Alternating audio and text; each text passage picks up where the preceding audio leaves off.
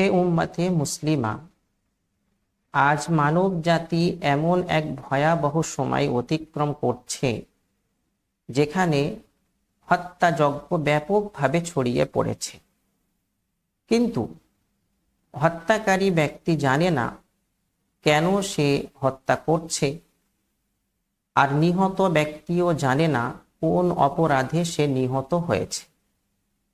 রাসূলুল্লাহ সাল্লাল্লাহু আলাইহি ওয়াসাল্লাম এই সময়কেই বলেছেন ফিতনার যুগ।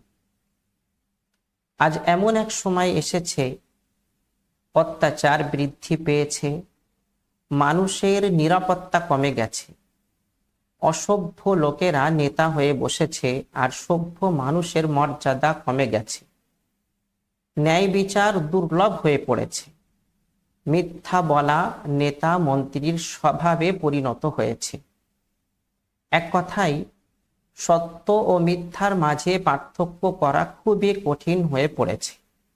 রাসূলুল্লাহ সাল্লাল্লাহু আলাইহি ওয়াসাল্লাম এই সময়কেই বলেছেন ফিতনার যুগ।